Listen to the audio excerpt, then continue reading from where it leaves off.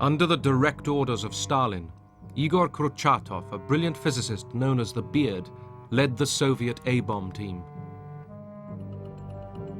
They were determined to end the atomic monopoly America had held since the war.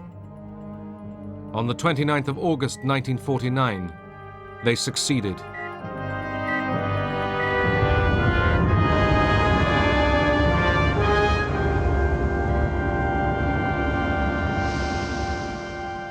The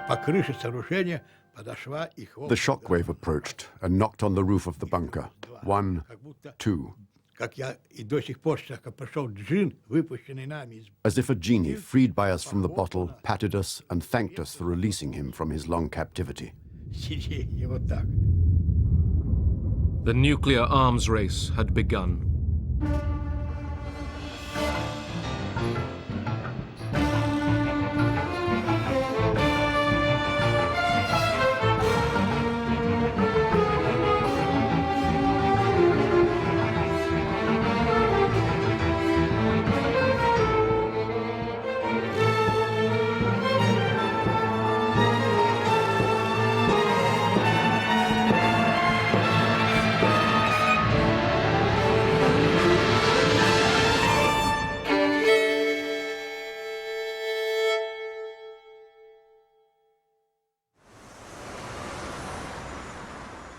America readies itself for a nuclear attack.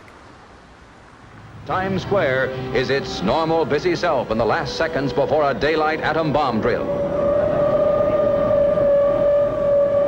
The siren's wail sends New York's inhabitants to shelter. All buses, taxis, and autos discharge their passengers, who are guided by wardens to shelters. Movement is rapid but orderly. Housewives draw shades and turn off gas before proceeding to shelter zones in their own buildings. New York's subways provide most of the public shelters. Times Square is deserted 2 minutes after the alert. The speed with which the Soviets had produced an atomic bomb astonished America. I think what surprised us was that, considering the devastation which had taken place in the Soviet Union as a result of World War II, we didn't think they would be able to amass the necessary infrastructure to develop the bomb, but they certainly did, and they clearly were in our knicker, so to speak. More and more we learned how well they had infiltrated the whole of Manhattan Project. Some scientists working on America's first A-bomb, the Manhattan Project, believed that America should not have a monopoly on nuclear weapons. Klaus Fuchs, a German-born British citizen, was one. People used him as a babysitter. He was a very polite, very quiet individual. No idea at all that he had this dual personality or this dual endeavor. In January 1950, Fuchs was arrested in London and charged with passing atomic bomb designs to the Soviet Union. He was sentenced to 14 years for espionage.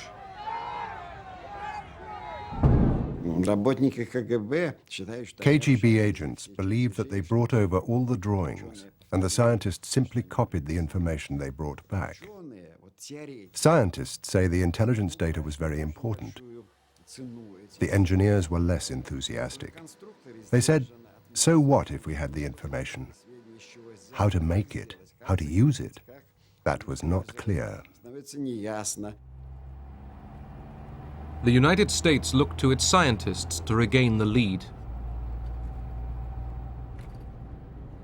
At the Los Alamos nuclear laboratories, they planned the hydrogen bomb.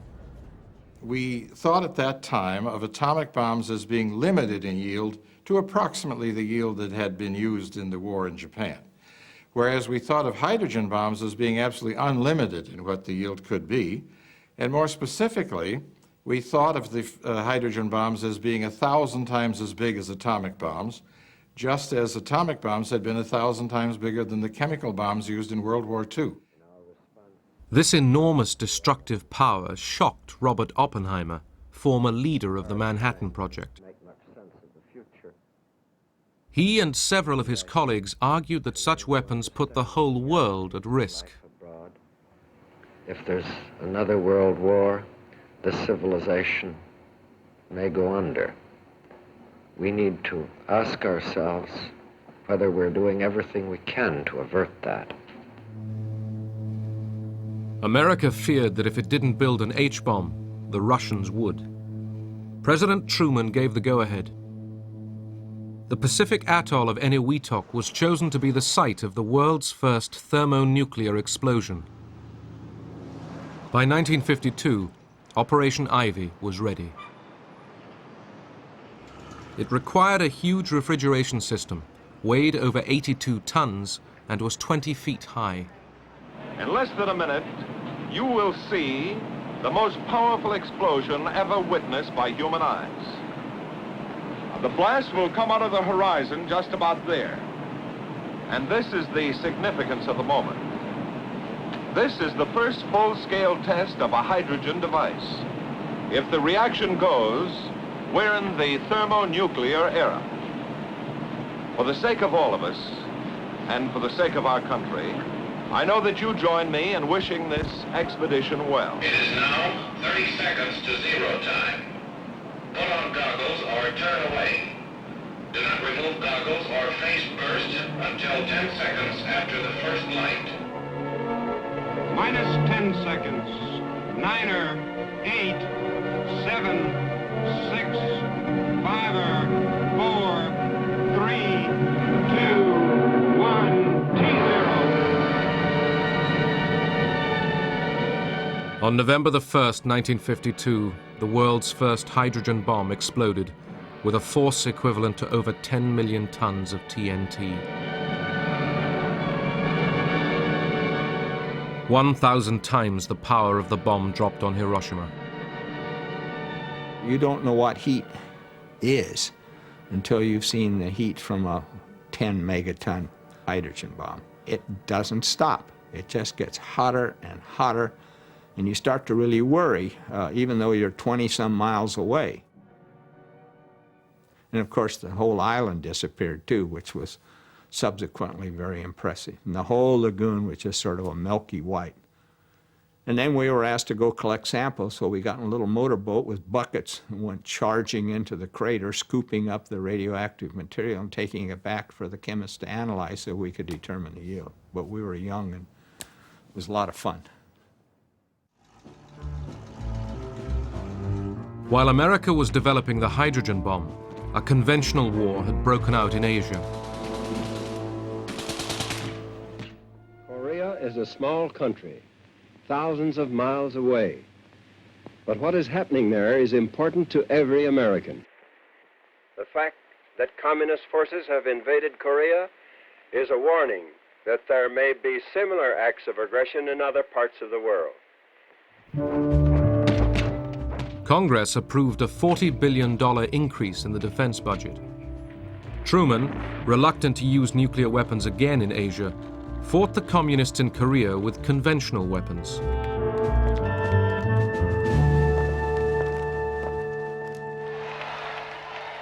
In 1952, General Dwight D. Eisenhower, the former Supreme Allied Commander, campaigned to succeed Truman. Ike was determined not to get caught in any more conventional wars. Better, he thought, to threaten the use of America's growing nuclear arsenal to deter its enemies. Besides, you got more bang for your buck. Moscow was warned that any further aggression could involve massive retaliation. By 1954, Russia was changing. Stalin was dead, and a struggle for power was taking place between Nikita Khrushchev and Georgy Malenkov.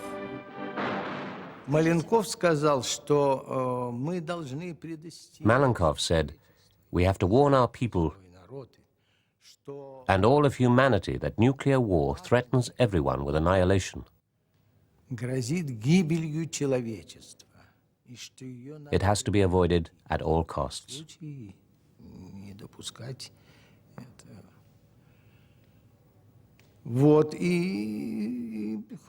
But Khrushchev saw this as an attempt to disarm and weaken the Soviet people.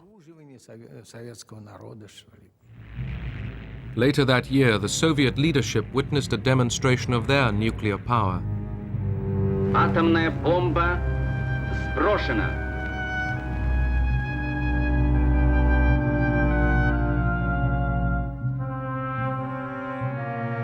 A 20-kiloton atomic bomb was dropped in the middle of a military exercise in Totskoye in the Urals. Внимание! Идет ударная волна.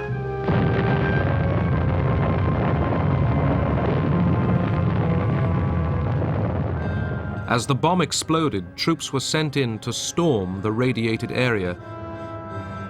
The Red Army was getting ready for nuclear war.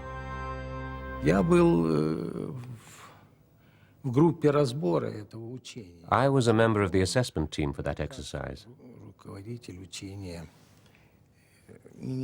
I remember very well how Marshal Bulganin, the Minister of Defense, stated that nuclear weapons were not as frightening as we had been warned by the imperialists.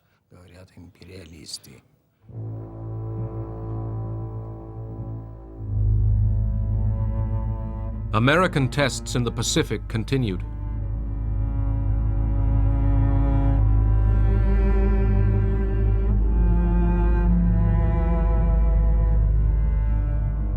In 1954, shrimp was expected to explode with a force of about 5 megatons, but the calculations were wrong. Winds spread radioactive fallout much further than expected. We had not been prepared to have such a high yield, so the fallout area was much larger. And unfortunately, there was a Japanese fishing vessel, I think called the Lucky Dragon, where some of this fallout came down on them. And they had no information as to what this was. They were a long ways away, and before any information got to them or they were detected, some of the people did suffer some radiation effects. The fishermen had been over 80 miles away when they were caught in a cloud of radioactive dust.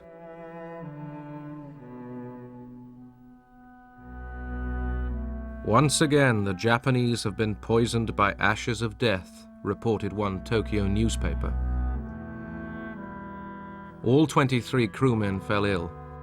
One died.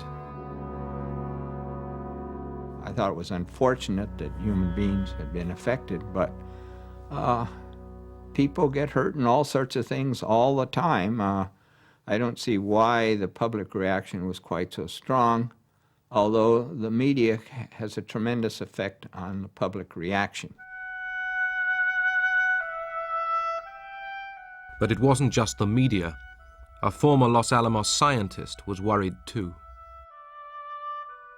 I came to the conclusion that the bomb was a very dirty bomb. And then came a statement from the Atomic Energy Commission in the United States to say, don't worry about this fallout. It's no more than you get from a chest X-ray. Now, I happen to know how much you get from a chest X-ray, and I became very much alarmed. Several of the world's leading scientists shared this concern. With British philosopher Bertrand Russell, they put their names to a manifesto. There lies before us, if we choose, continual progress in happiness, knowledge, and wisdom. Shall we instead choose death, because we cannot forget our quarrels? We appeal as human beings to human beings. Remember your humanity and forget the rest. If you can do so, the way lies open to a new paradise. If you cannot, there lies before you the risk of universal death.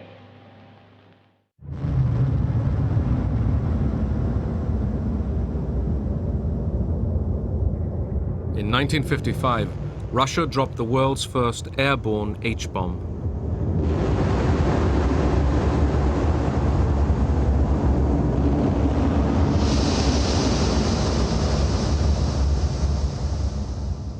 There was a turtle by the name of Bert, and Bert the turtle was very alert. When danger threatened him, he never got hurt. He knew just what to do.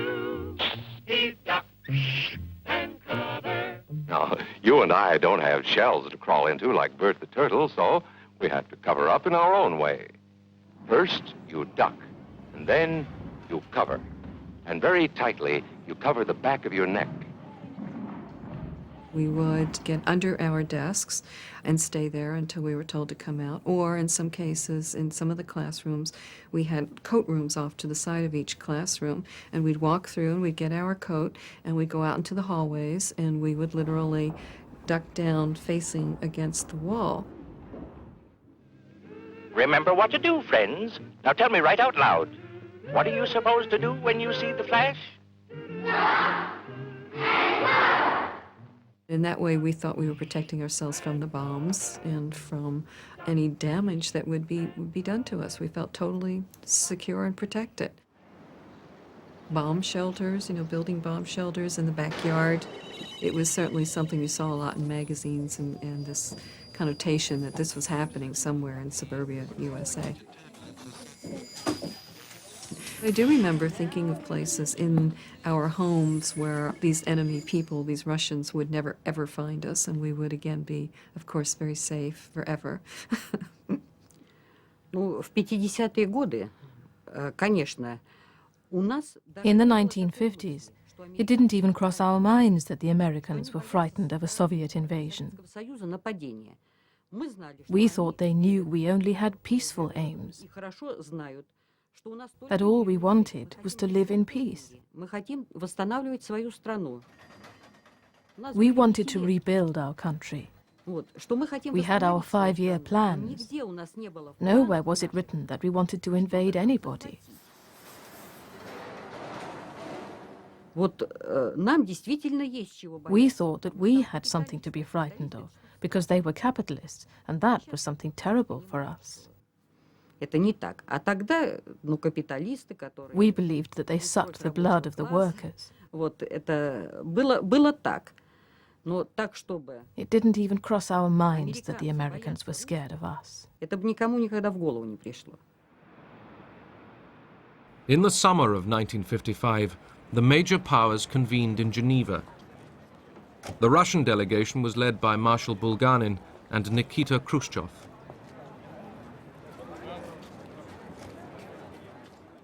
Eisenhower's most striking proposal was open skies. Ike claimed his plan would ease mutual suspicion, but it would also prise open the secrecy of the Soviet military machine. Open skies involve both the freedom to overfly each other and observe, photograph and observe what was happening, and second, an exchange of blueprints, as Eisenhower termed it, of the military programs on both sides.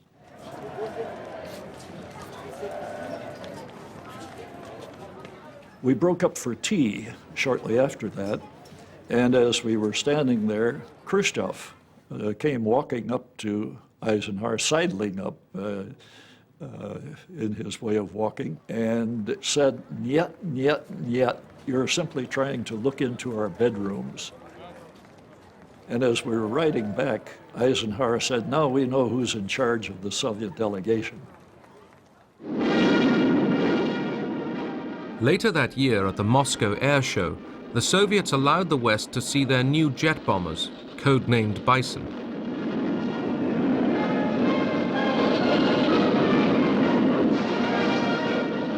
Significantly, overhead flew 10 long-range Tu-95s, capable of delivering a nuclear bomb all the way to America.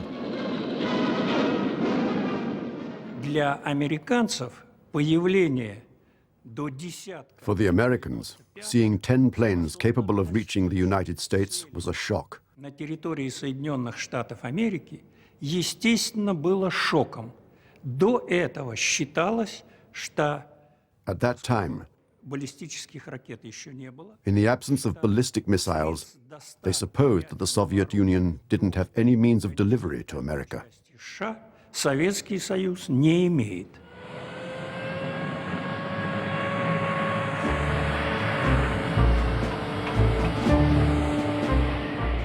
In response to fears of a bomber gap, Ike doubled the rate of B-52 bomber production. America needed to find out how much of a gap there really was.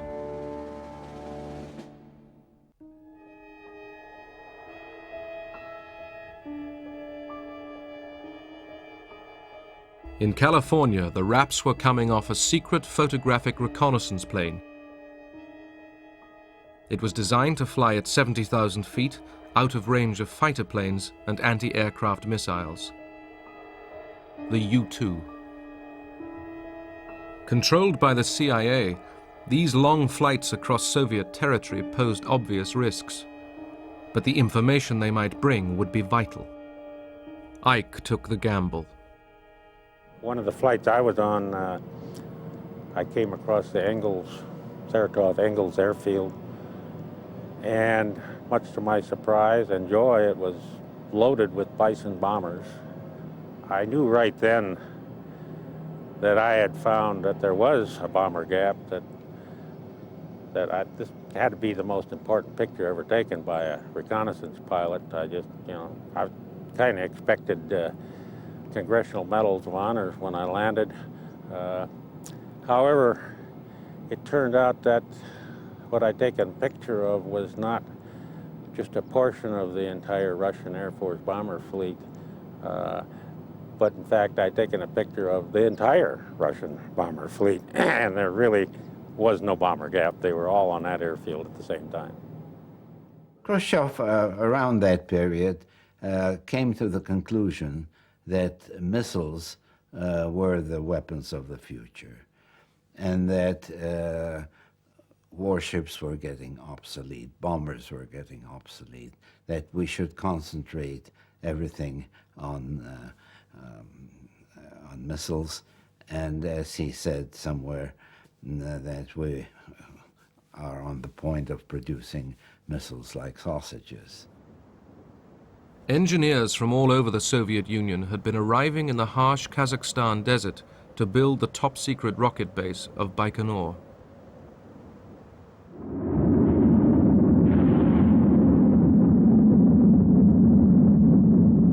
On the 15th of May 1957, they began testing the world's first intercontinental ballistic missile, an ICBM. We were kept in such strict secrecy that we couldn't mention the word missile even between ourselves. It was called the mechanism, the product. We called it our dear one. That romanticism, it helped us to live, to keep going.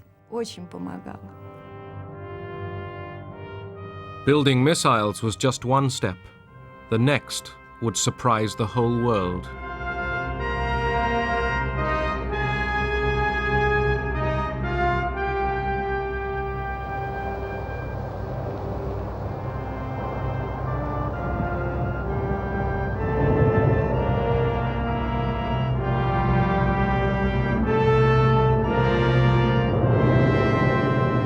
On October the 4th, 1957, Russia launched the world's first space satellite. They called it Sputnik, traveling companion to the Earth.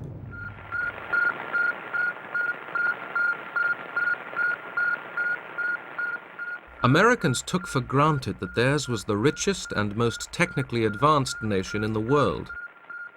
With Sputnik now orbiting the Earth, all that changed. Russia had won the opening event of the space race. Everywhere, eyes and ears turned to the sky.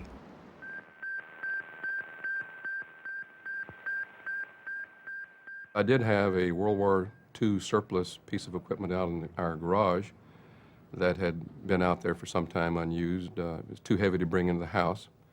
So I powered that thing up and tuned one of the channels to just above 20 megahertz in frequency.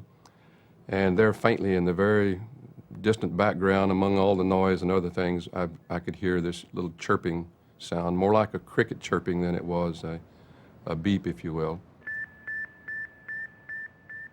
To me, it was the confirmation of the fact that the Russians had indeed put a satellite into orbit, and sitting there listening to that signal and watching the booster go overhead, you couldn't help but get goosebumps thinking about that thing. Sputnik came as a shock overseas. The American military and others realized that the period when they were out of reach had ended.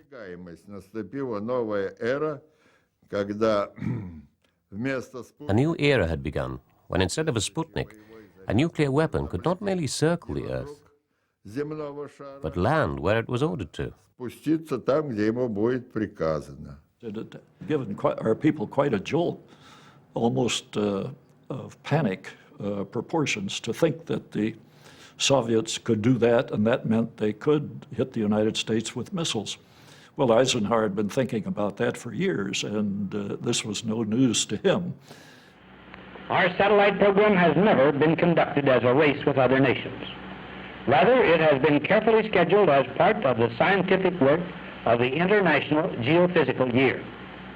I consider our country's satellite program to be well designed and properly scheduled to achieve the scientific purposes for which it was initiated. Eisenhower's critics charged that his lethargy had given away an advantage. This government needs to start telling the truth to the American people.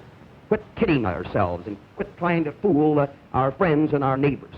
And by that I mean, let's find out just where we stand in this race and this armament picture, and let's find out just what we're going to do about it. Let's quit acting as if nothing happened, because something has happened, and it has embarrassed us throughout the world. The world's mass media was choking with excitement that man had now entered into space. We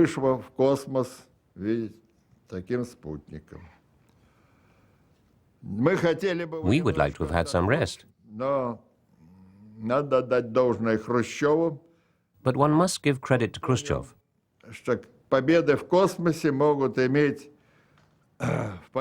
He realized that space victories could be of greater importance in politics than the threat of a club with a nuclear bomb on its end. Within a month, Russia was ready with Sputnik 2. This time, it carried a passenger, Laika, the dog. American public opinion was split between fear of Soviet missiles and worries about the safety of the dog they called Curly. We can only pray in this time of aloneness and suffering for Curly that God will be merciful and speed the end. This voiceless cry of mercy as this satellite spans the earth should be long remembered as a symbol of the torture the animal world must go through. And I don't mean to be facetious at all, but something to be remembered is that there's a female up there circling Mother Earth.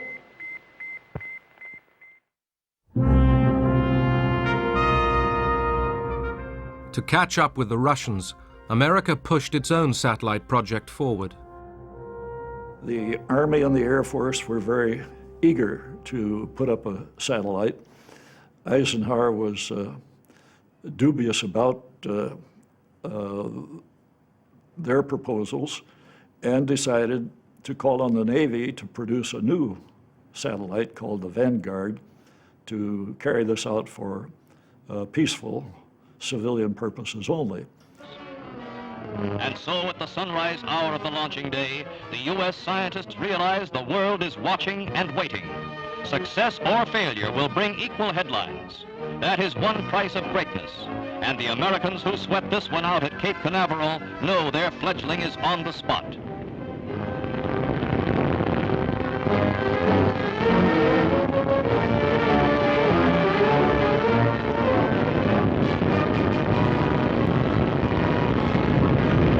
After rising but a few feet, the three-stage 72-foot rocket loses its thrust.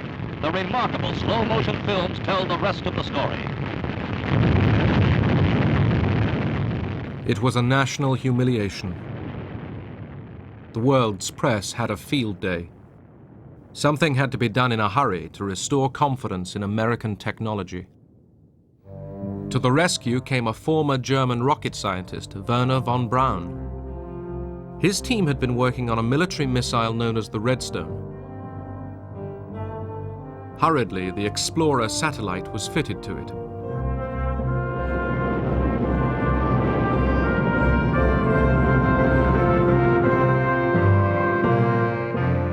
It worked. The race in space was between capitalism and communism, a competition the West feared Russia was winning.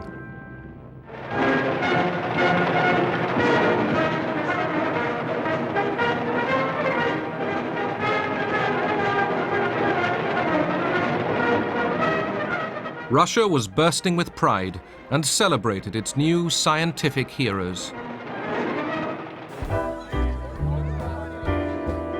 America, determined to catch up, turned to youth. Too few students had been taking science and engineering. Too many had followed softer courses. The National Defense Education Act was passed. As a result, my ex-husband became an engineer, my brother became an engineer. Most of the people that I knew in my small environment went to become engineers. After they did that, they went into other things, but we're all sort of conditioned to think we should definitely, this is what we need to do. In 1959, Vice President Richard Nixon opened the American National Exhibition in Moscow. He tried to impress Khrushchev with America's advances in color television. There are some instances where you may be ahead of us. For example, in the development of the thrust of your rockets for the investigation of outer space. There may be some instances, for example, color television, where we're ahead of you. But in order for both of us to benefit, you see, you never concede anything. Wait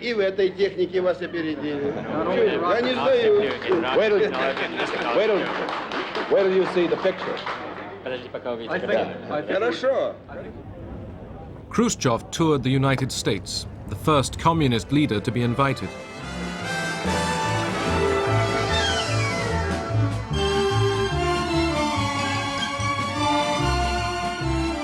In Hollywood, the stars turned out to entertain him. In the streets, people gave him a frostier welcome.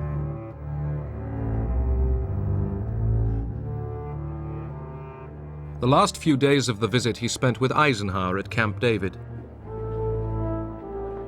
Both said they were ready to slow down the arms race. It was difficult for Eisenhower to argue for restraint. The American people were convinced that the missile gap favored Russia. Ike was questioning how much of a gap there really was. U-2 spy planes had been searching for missiles. Few had been found. We needed the information the U-2 was bringing back because the Russians were so secretive, the largest country in the world, with no tourists, no nothing. I mean, we needed some special means for finding out. Pilot Gary Powers was selected for one of the longest and most dangerous spy missions ever flown. He would take off from Pakistan and fly north right across Russia. His route would take him over new and improved Soviet anti-aircraft defenses. As soon as the U-2 entered Soviet territory, Russian radar tracked its progress. MiG fighters were launched but couldn't climb high enough. The order was given to fire new S-75 missiles.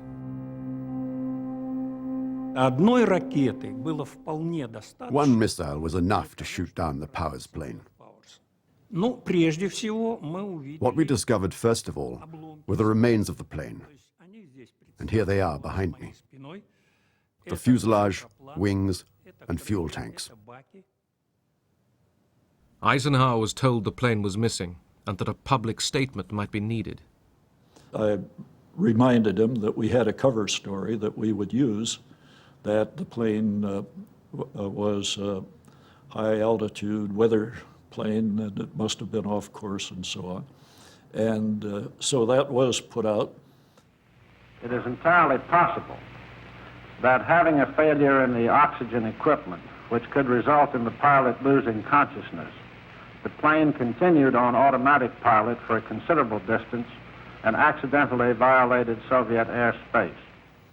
Там же, естественно, и самое And the главное, main piece of evidence, so to speak, сам Пауэрс и его снаряжение. Powers himself and his equipment.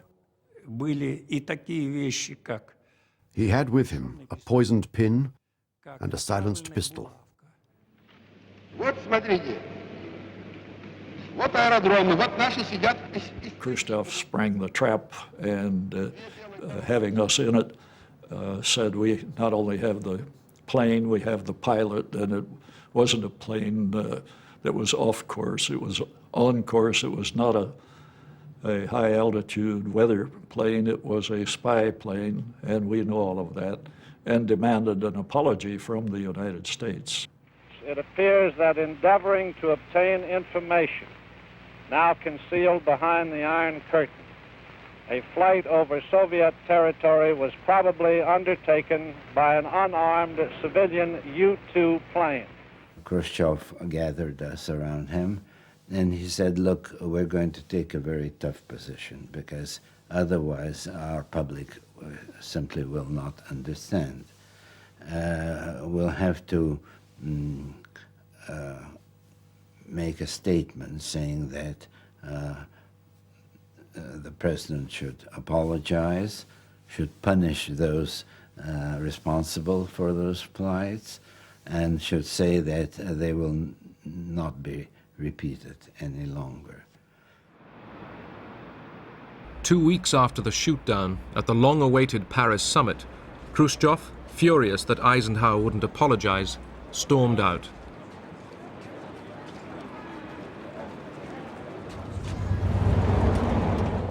The summit collapsed. In Moscow, Powers' trial for spying was a major media event. The world saw America caught in the act. I ask the court to weigh all the evidence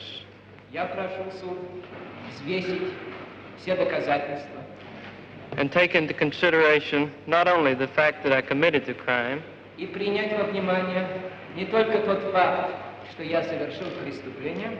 but also the circumstances which led me to do so.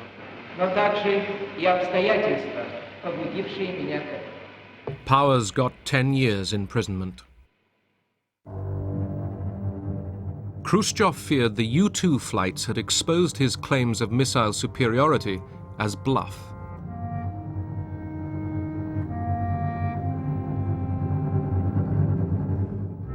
At the secret Baikonur Cosmodrome, engineers were testing a new ICBM. In charge was Marshal Nadilin.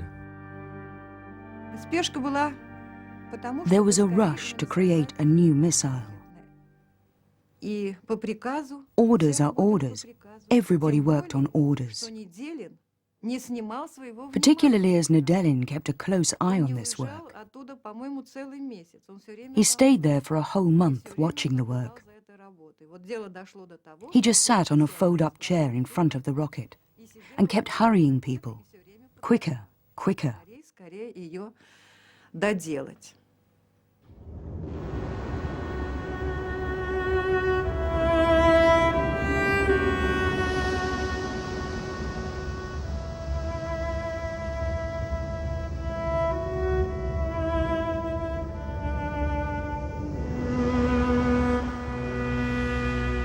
As a control panel was being fitted, the engine ignited.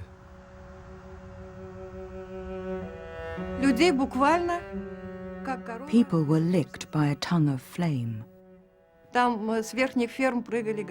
People fell like burning torches from the top of the rocket. Those close to the rocket died in no time at all.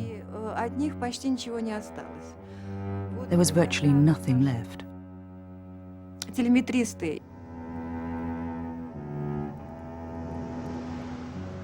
189 people died.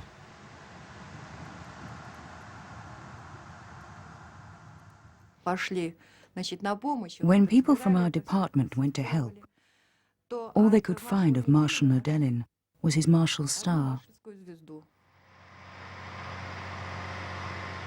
In America, the missile program was at last in top gear.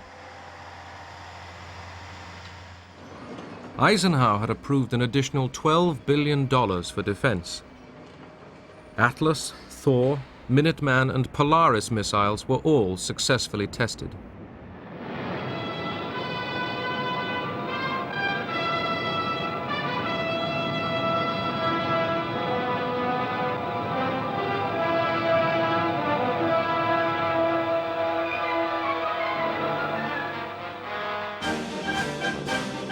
In 1961, the bands played for a new president. Throughout his election campaign, John F. Kennedy attacked the Republicans on their weak stance on communism, and in particular, for the missile gap he claimed Eisenhower had let develop. Kennedy promised that his defense experts would sort out the problem. I hardly knew the difference between a nuclear weapon and a conventional weapon. But my introduction and indoctrination was swift, because a major element of the election campaign that President Kennedy had just won was the charge by the Democrats, including President Kennedy, that Eisenhower had left a missile gap, that the Soviets had been permitted by inaction on the part of the U.S. to build up a superior nuclear missile force. So clearly, my first responsibility as Secretary of Defense was to determine the degree of the gap and initiate action to close it. And it took us about 3 weeks to determine, yes, there was a gap, but the gap was in our favor. Although behind in the missile race, Russia still had a card to play: Yuri Gagarin.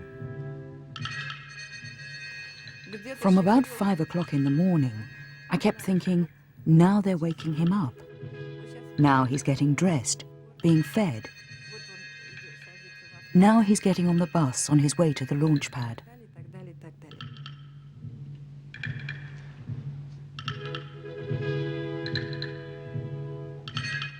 Gagarin had been chosen to be the first man in space. Behind him sat his backup man, Guillermin Titov.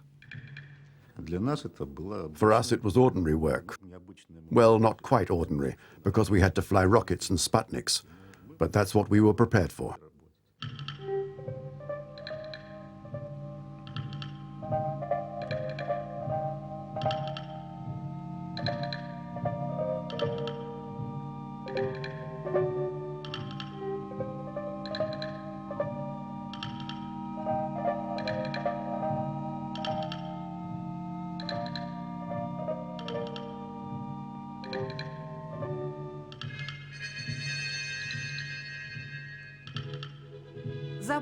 We could see the launch very well. At first, our dear one started rocking very slightly. Then, whoosh, off it went, up into the sky. It was incredibly beautiful, particularly for us who'd given so much of themselves to the project.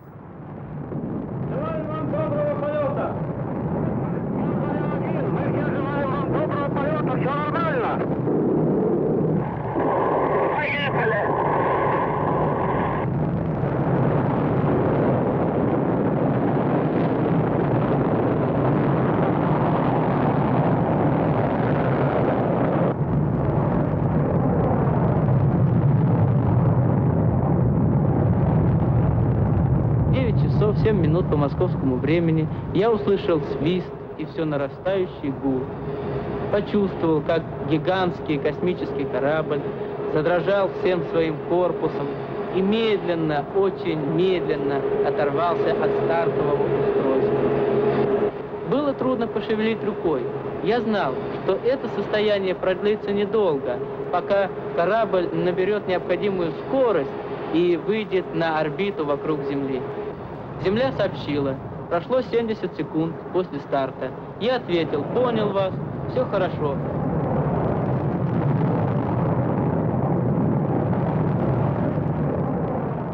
Gagarin circled the Earth. The flight had lasted 108 minutes.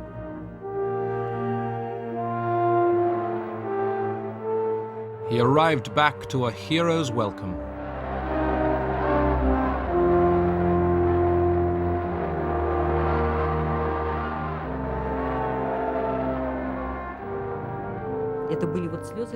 There were tears of joy. People kissed strangers in the streets. And Gagarin, he was everybody's love. He and his smile. I still keep his photograph.